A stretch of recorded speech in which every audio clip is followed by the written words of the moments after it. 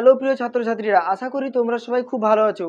তো আজকে আমরা প্রতিদিনের মতো আমাদের এডুকেশন বিষয়ের একটা তাৎপর্যপূর্ণ অংশ নিয়ে আজ আলোচনা করব। তো আজকের আলোচনার বিষয় কি রয়েছে, আমরা যে আজ আলোচনা করব সেটা হচ্ছে কি না, একাদশ শ্রেণীর এডুকেশন বিষয়ের ফার্স্ট সেমিস্টারের গ্রুপ এ অর্থাৎ ইন্ট্রোডাকশন টু এডুকেশন, এই গ্রুপের unit 1 meaning concept and aim of education, এই ইউনিটের সাব ইউনিট সি অর্থাৎ ফ্যাক্টরস অফ এডুকেশন, শিক্ষার উপাদান সমূহ, এই অংশটা নিয়ে আলোচনা করব। তো দেখো এখানে ফ্যাক্টরস অর্থাৎ কি উপাদান সমূহ, অর্থাৎ কোন কোন উপাদান শিক্ষাক্ষেত্রে রয়েছে। তো আমরা যদি কোনো জিনিস তৈরি করার ক্ষেত্রে দেখি, যে কোনো জিনিস তৈরি করার ক্ষেত্রে আমাদের কিছু কিছু জিনিসের প্রয়োজন হয়। তো যে কোনো বিষয় বা যে কোনো জিনিস তৈরি করার জন্য যা কিছু প্রয়োজন হয় সেটাই হচ্ছে উপাদান। তো শিক্ষাক্ষেত্রে অর্থাৎ শিক্ষা ব্যবস্থাকে সঠিকভাবে পরিচালিত করার জন্য যে সকল বিষয়গুলির প্রয়োজন হয় সেগুলোই হচ্ছে শিক্ষাক্ষেত্রে উপাদান। যেমন যদি আমরা মনে করি যে বাড়ি তৈরি, সেক্ষেত্রে আমাদের কোন কোন জিনিসের প্রয়োজন হয়, ইট, বালি, সিমেন্ট, রড ইত্যাদি ইত্যাদি বিষয়গুলোর প্রয়োজন হয়। অর্থাৎ বাড়ি তৈরি করার উপাদানগুলোই হচ্ছে ওইগুলো, ইট, বালি, সিমেন্ট, রড ইত্যাদি। সেইভাবে শিক্ষা ব্যবস্থাতেও বিভিন্ন উপাদানগুলো থাকে যেগুলো শিক্ষা ব্যবস্থাকে সঠিকভাবে অগ্রগতিতে সাহায্য করে। তো সেই সমস্ত উপাদানগুলোর মধ্যে প্রথমেই রয়েছে শিক্ষার্থী, দ্বিতীয় উপাদান রয়েছে শিক্ষক, তৃতীয় উপাদান হচ্ছে পাঠ্যক্রম এবং চতুর্থ উপাদান হচ্ছে পরিবেশ। তো এক্ষেত্রে ফ্যাক্টরস অফ এডুকেশনে 4টি উপাদান রয়েছে। পরীক্ষায় এমসিকিউ থাকতে পারে যে শিক্ষার উপাদান কয়টি, তো সেক্ষেত্রে আমাদের বলতে হবে কি 4টি উপাদান। প্রথম উপাদান শিক্ষার্থী, দ্বিতীয় উপাদান শিক্ষক, তৃতীয় উপাদান পাঠ্যক্রম, চতুর্থ উপাদান এনভায়রনমেন্ট বা পরিবেশ। তো এক্ষেত্রে আজকে আমরা যে বিষয়টা নিয়ে আলোচনা করব সেটা হলো প্রথম উপাদান অর্থাৎ লার্নার। লার্নার অর্থাৎ কে, শিক্ষার্থী। তো আজকে আমরা আলোচনা করব এই লার্নার অর্থাৎ শিক্ষার্থী এই বিষয়টা নিয়ে। তো দেখো আজকের শিক্ষা ব্যবস্থায় সম্পূর্ণ জায়গা দখল করে নিয়েছে এই লার্নার বা শিক্ষার্থী। সম্পূর্ণ শিক্ষা ব্যবস্থা গড়ে উঠবে শিক্ষার্থীর চাহিদা, সামর্থ্য, আগ্রহ, প্রবণতা ইত্যাদির উপর ভিত্তি করে। বর্তমান শিক্ষার লক্ষ্য কি, যে শিক্ষার্থীর সার্বিক বিকাশ ঘটানো। সেই সার্বিক বিকাশ ঘটিয়ে শিক্ষার্থীকে সমাজ এবং রাষ্ট্রের উপযোগী করে গড়ে তোলাই হচ্ছে শিক্ষার লক্ষ্য। তো সেক্ষেত্রে শিক্ষার্থী প্রধান সমগ্র উপাদানগুলোর মধ্যে। তো বলা হচ্ছে কি না, শিক্ষার্থী যাতে পরবর্তীকালে একজন সুনাগরিক হয়ে উঠতে পারে এবং সে সমাজের বিভিন্ন দায়িত্বগুলো পালনে সক্ষম হয়, তো তার জন্য সক্ষম করে তোলাই হচ্ছে শিক্ষার লক্ষ্য। তো সে কারণেই বলা হচ্ছে যে শিক্ষার্থী বা লার্নার একটা গুরুত্বপূর্ণ উপাদান। তো আমরা তো দেখি যে প্রত্যেক শিক্ষার্থী এই পরিবেশে জন্ম লাভ করে, কিন্তু প্রত্যেক শিক্ষার্থীর সত্তা বা ব্যক্তিগত যে সত্তা সেটা কিন্তু প্রত্যেকের সঙ্গে প্রত্যেকের পার্থক্য রয়েছে। অর্থাৎ প্রত্যেকের সত্তা প্রত্যেকের থেকে আলাদা। তার কারণটা কি, প্রত্যেকেই তো জন্মগ্রহণ করে এই পরিবেশে, তাহলে তো সবার সত্তা বা সবার ব্যক্তিত্ব, চরিত্র, ব্যবহার, আচার আচরণ সবগুলোই তো একই রকম হতে পারে, তো হয় না। তার কারণটা কি, তো এক্ষেত্রে আলোচনা করার জন্য তো শিক্ষার্থীর দুটি দিক রয়েছে, অর্থাৎ শিক্ষার্থীর উপর প্রভাব বিস্তার করছে এমন দুটি উপাদানের কথা আমরা আলোচনা করব। সেক্ষেত্রে প্রথম উপাদান কি না, বংশগতি। প্রথম উপাদান বংশগতি। প্রথম উপাদান কি, বংশগতি, যেটাকে আমরা ইংরেজিতে বলি কি হেরিডিটি। হেরিডিটি যে শব্দটি, এই শব্দটি এসেছে একটি ল্যাটিন শব্দ থেকে, সেটা কি না হেরিডিটাস, HEREDITAS, হেরিডিটাস। এই হেরিডিটাস কথার অর্থ কি, তার নিজস্ব সম্পত্তি বা তার নিজস্ব গুণাবলী। তাহলে এই হেরিডিটি কথার অর্থ কি, তার নিজস্ব ব্যক্তিগত সম্পত্তি। তো দেখো এখানে আসলে এই বংশগতি বা হেরিডিটি শব্দটি আসলে কি।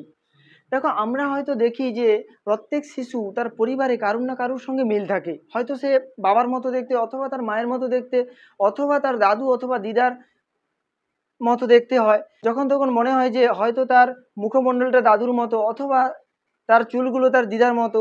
তো আমরা এই ধরনের কথাগুলো বলি কেন, কারণ তাদের মধ্যে মিলগুলো থাকে বলে। তো এর পেছনেই রয়েছে বংশগতি।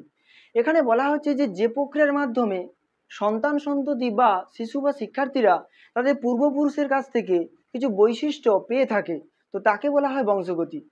এই বংশগতির ধারক ও বাহক হলো জিন। এই জিন তৈরি হয় ডিএনএ থেকে। এই জিন তৈরি হয় কি, ডিএনএ থেকে, ডিএনএ। এই ডিএনএ পুরো নাম কি? Deoxy ribo nucleic acid. তো এখানে আমরা এমসিকিউর প্রশ্ন হিসেবে পেতে পারি। তো জিন তৈরি হয় কি থেকে? ডিএনএ থেকে। আর এই জিন কোথায় থাকে? না আমাদের প্রত্যেকটা কোষের মধ্যে নিউক্লিয়াস থাকে। তো সেই নিউক্লিয়াসের মধ্যে ক্রোমোজোম থাকে, তার মধ্যে থাকে জিন। তাহলে এটা আমরা এমসিকিউতে পেতে পারি যে জিন কোথায় থাকে বা জিন কি দ্বারা তৈরি হয়। জিন কি দ্বারা তৈরি হয়, সেখানে অন্যান্য অপশানের মধ্যে ডিএনএ থাকলে আমাকে ডিএনএ অপশানটা চুজ করতে হবে। তো আর একটা বিষয় কি ছিল? জিন বংশগতির ধারক এবং বাহক। এই যে বংশগতি এর ধারক এবং বাহক, এর ধারক এবং বাহক হলো কে? জিন। এর ধারক এবং বাহক হলো কে? জিন। তাহলে পরীক্ষা থাকতে পারে যে বংশগতির ধারক এবং বাহক হলো ড্যাশ। তো সেক্ষেত্রে বিভিন্ন অপশান থাকবে, সেখান থেকে আমাদের বেছে নিতে হবে এই জিন অপশানটি। তো এখানে আমাদের যে বিষয়গুলো পড়তে হবে, তো সেগুলো কি কি?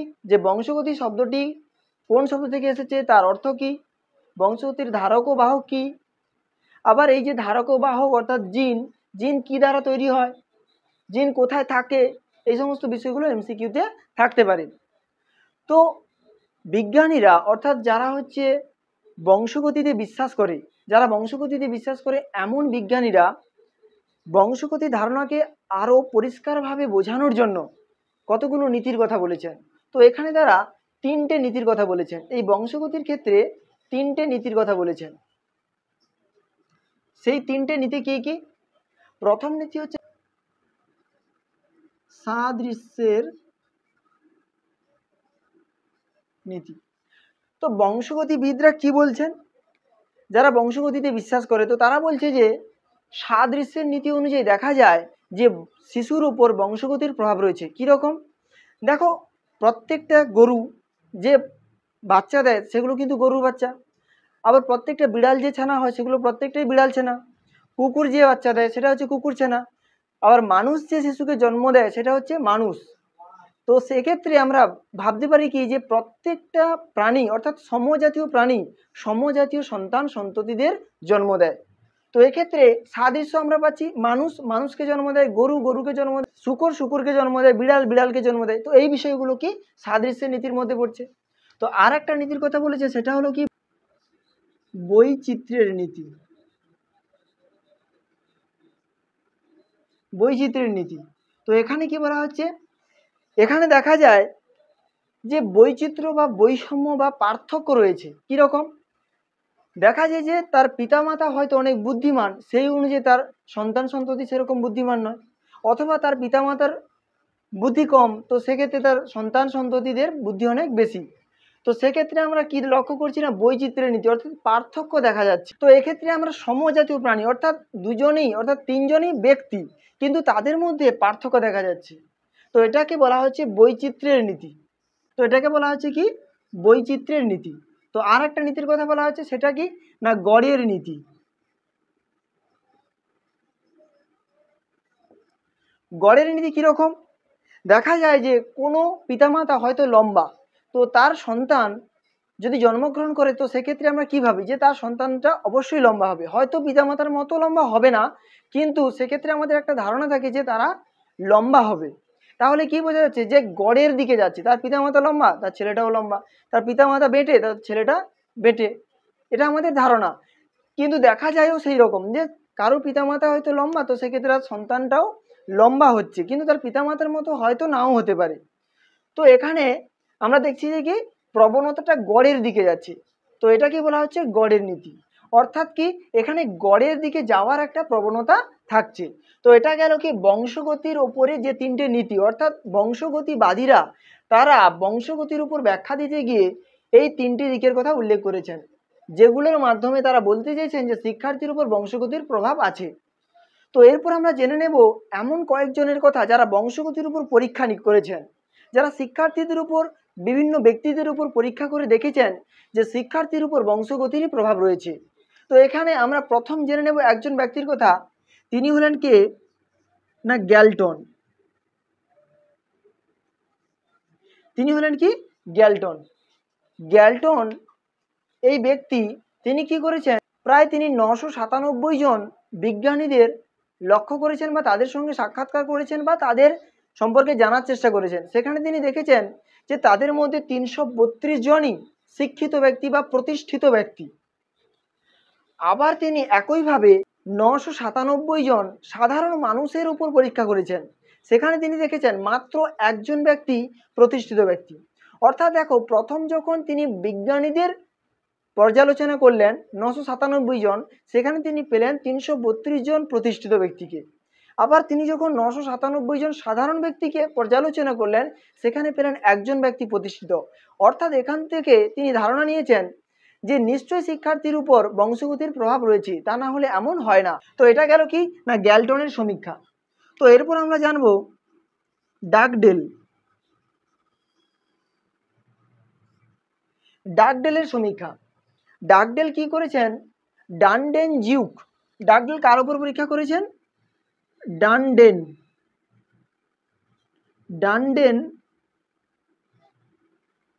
জিউক। ইনি কে? একজন কয়েদি। যাকে আমরা আসামি বলি। তো এক্ষেত্রে এই ডাগডেল তিনি কি করেছেন? ডানডেন জিউক নামে একজন কয়েদি বা আসামির 5 পূর্বপুরুষের কুলপঞ্জি পরীক্ষা করেছেন।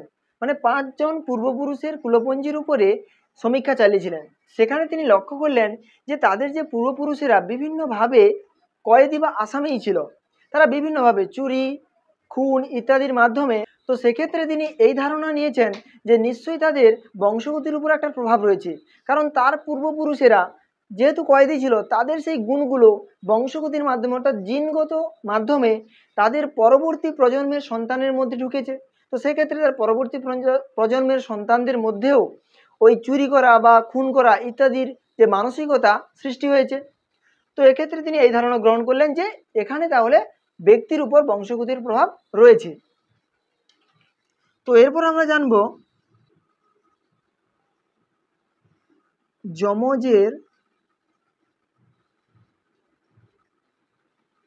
পরীক্ষা। তো এক্ষেত্রে নিউম্যান বলে একজন ব্যক্তি, তো এই পরীক্ষাটা কে করেছেন? নিউম্যান।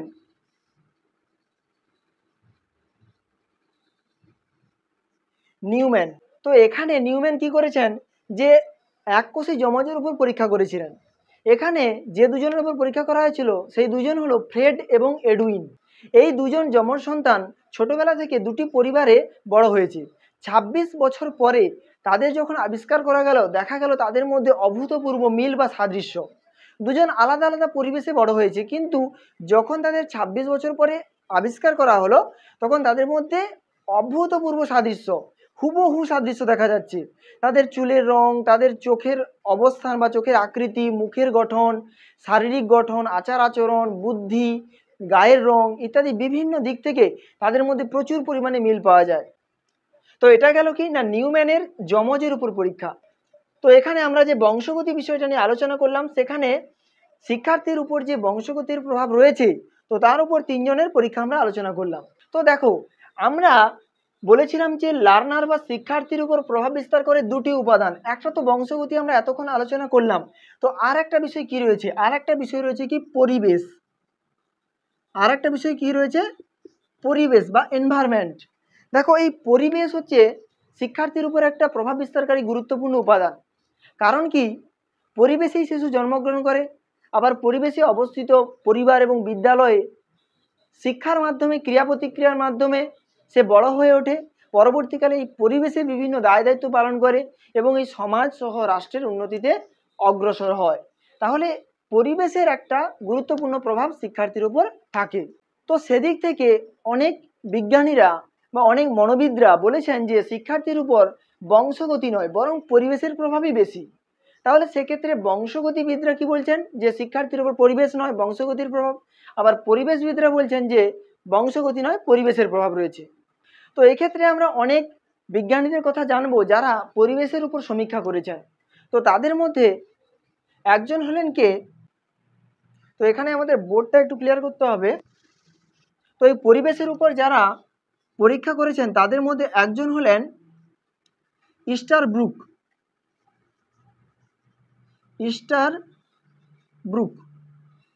তাহলে প্রথম ব্যক্তি কে হলো?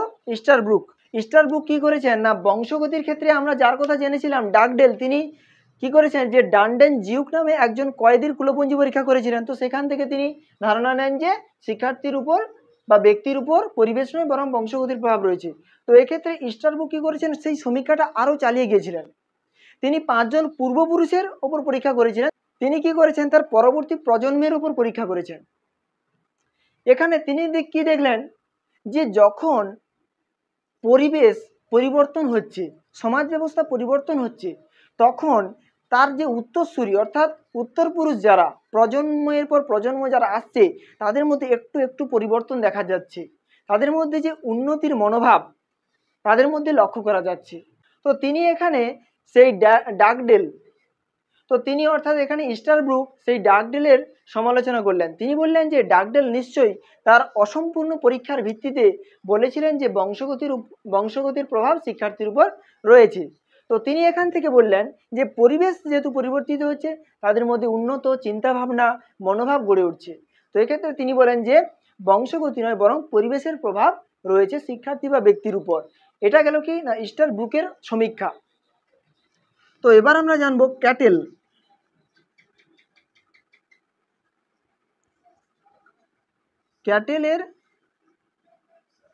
ক্যাটেলের সমীক্ষা। ক্যাটেল কি বলছেন, তিনি অনেক বৈজ্ঞানিকদের কুলপঞ্জি পরীক্ষা করলেন এবং সেখান থেকে তিনি সিদ্ধান্ত নেন যে ব্যক্তির সামাজিক অবস্থা, তার অগ্রগতি, তার চাহিদা সামর্থ্য ইত্যাদি বিষয়গুলো বিভিন্ন পরিবেশের প্রভাব দ্বারা প্রভাবিত হয়। কীরকম, যেমন ধরো কোনো একজন ব্যক্তি চাকরি করে, তো তার সন্তান যখন বড় হবে তখন তার পরিবারের যে সমস্ত সুযোগ সুবিধাগুলো সে পাবে সন্তানটা, সেই রকমভাবে কোনো একটা দরিদ্র পরিবারে সেই সন্তান চাকরিপ্রাপ্ত ব্যক্তির যে সন্তান তার মতো সুযোগ সুবিধা কিন্তু সাধারণ ব্যক্তির পরিবারের সন্তানরা পাবে না। অর্থাৎ কি প্রত্যেক ব্যক্তির যে সুযোগ সুবিধাগুলো সেগুলো ব্যক্তির স্ট্যাটাস বা সামাজিক অবস্থানের উপর অনেকটা নির্ভর করে। তো সেক্ষেত্রে একজন যে কৃষক তার সন্তানরা ততটা সুযোগ সুবিধা পাবে না বা যে পরিবারের ব্যক্তি চাকরি করে তার সন্তানের থেকে। তো এক্ষেত্রে দেখা যাচ্ছে যে শিক্ষার্থীর যে সুযোগ সুবিধাগুলো তার সামাজিক অবস্থানের উপর নির্ভর করছে। তো এটাই ক্যাটেল বলতে চেয়েছেন যে ব্যক্তির সুযোগ সুবিধা, ব্যক্তির উন্নতি অগ্রগতি সামাজিক অবস্থানের উপর অনেকটাই নির্ভরশীল। তো এটা গেল কি ক্যাটেলের পরীক্ষা। তো এরপর আমরা জানবো 3 নম্বরে যমজের উপর পরীক্ষা। যমজের উপর পরীক্ষা বংশগতিতেও যেমন সমকোষী যমজের উপর আমরা পরীক্ষার কথা জেনেছি, সেরকম পরিবেশের ক্ষেত্রেও যমজের উপর পরীক্ষা রয়েছে। সেক্ষেত্রে দুজন যে যমজের উপর পরীক্ষা করা হয়েছিল তো তাদের নাম ছিল গ্ল্যাডিস এবং হেলেন। এই দুজনের উপর, এই গ্ল্যাডিস এবং হেলেন ছোটবেলা থেকে, তো এই গ্ল্যাডিস এবং হেলেন এই দুজন কোনো কারণে 18 মাস বয়সে পৃথক হয়ে যায়। গ্ল্যাডিস পার্বত্য অঞ্চলে কোনো একজন পিতামাতার দরিদ্র পিতামাতার ঘরে লালিত পালিত হয়। সে ছোটবেলা থেকে পড়াশোনা ছেড়ে দেয়, কারখানায় কাজ করে।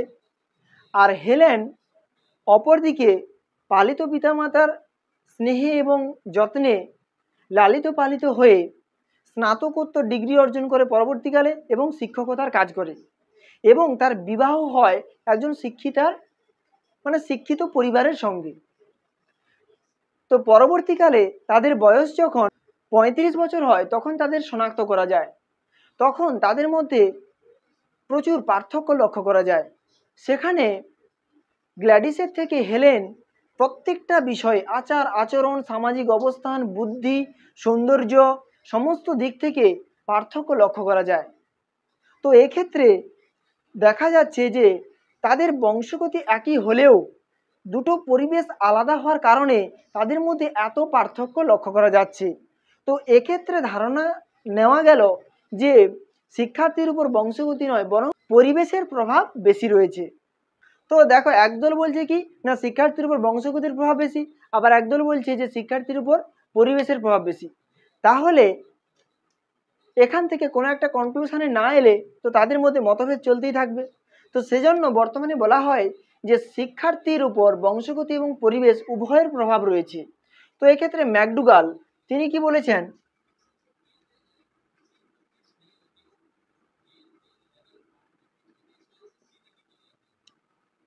ম্যাকডুগাল তিনি বলেছেন কি, যে ব্যক্তি সমান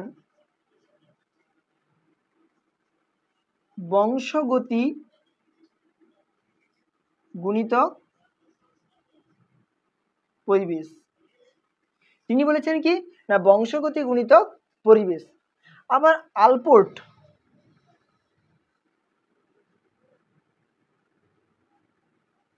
আলপোর্ট বলে একজন ব্যক্তি, তিনি বলেছেন যে ব্যক্তিত্ব সমান বংশগতি গুণিতক